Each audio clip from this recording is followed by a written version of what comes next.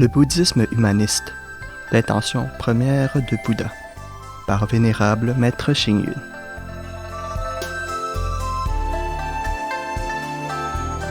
Calligraphie et peinture.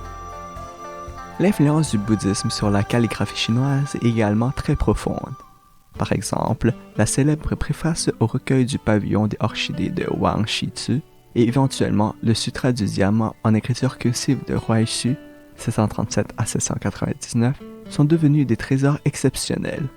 Certains maîtres bouddhistes éminents des générations passées ne vivaient pas de l'agriculture ou des services religieux à la demande, mais en faisant des peintures et calligraphies très admirées par les hommes du monde et qui leur permettaient de subsister et de continuer à rechercher la perfection.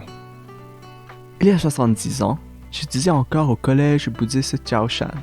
Là, à part la salle principale connue sous le nom de pagode Tinghui, se trouvaient aux alentours quelques dizaines de petites pagodes qui possédaient toutes un atelier de peinture et calligraphie et une salle d'exposition. À Jiaoshan, on pouvait toujours acheter à bon compte une peinture ou une calligraphie que l'on aimait pour apporter un peu d'art dans sa maison.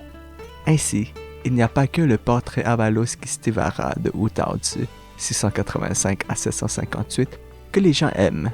Les œuvres des bons artistes Bada Shanren, 1626 à 1705, Shi Tao, 1642 à 1707, Shushi, 1612 à 1692 et Hongren, 1610 à 1664, offrent toutes la beauté de la peinture et l'élégance de la calligraphie.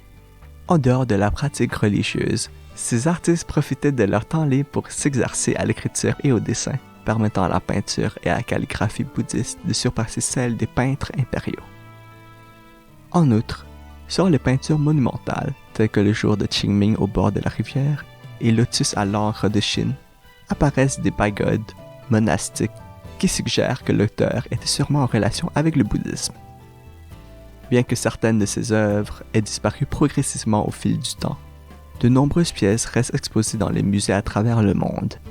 Le célèbre peintre contemporain Zhang Daqian, 1899 à 1983, a passé presque 3 années à Tonghuan pour copier certains détails de peinture, de même que M. Fu Xingyu, 1896 à 1963. Leurs œuvres, qui sont en relation avec le bouddhisme, ont actuellement une valeur inestimable. Parlons de M. Zhang Daqian. Il a un jour offert à Foshan une pièce intitulée Lotus à l'encre de Chine pour une vente publique au profit de l'université Foshan, et l'œuvre fut achetée par la famille Xu du Far Eastern Group.